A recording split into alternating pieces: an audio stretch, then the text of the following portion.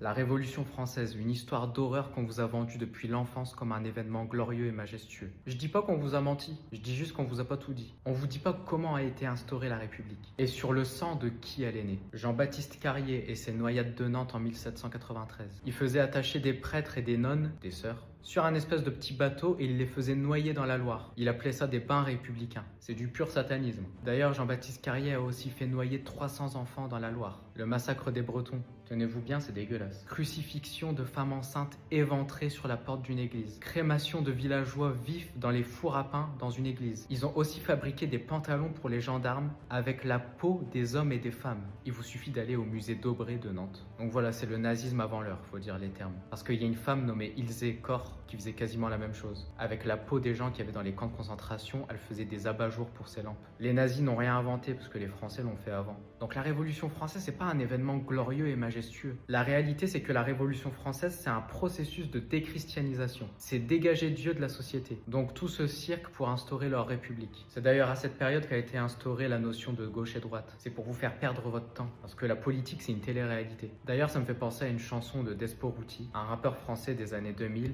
qui, dans une de ses chansons qui s'appelle Conviction suicidaire, donc dans cet album qui s'appelle Conviction suicidaire aussi, il dit « La gauche, le centre et la droite, c'est la même. La gauche, la droite ou le centre ne changeront rien. Donc perdez pas votre temps avec la politique. » Et quand je vois des chrétiens aller dans des manifestations et dire « Vive la République », franchement, j'ai envie de rire. En même temps, je suis triste, mais en même temps, j'ai vraiment envie de rire. Parce qu'en célébrant la République, en fêtant le 14 juillet, vous célébrez les génocides chrétiens. Vous célébrez le génocide des Vendéens. Vous célébrez les femmes enceintes crucifiées et éventrées dans une église. Vous célébrez les villageois bretons qui ont été brûlés vifs dans une église dans des fours à pain. Vous vous rendez compte de l'horreur? Et ça, en école primaire, au collège, au lycée, personne ne vous l'a dit. Soyez honnête, est-ce que vous étiez au courant?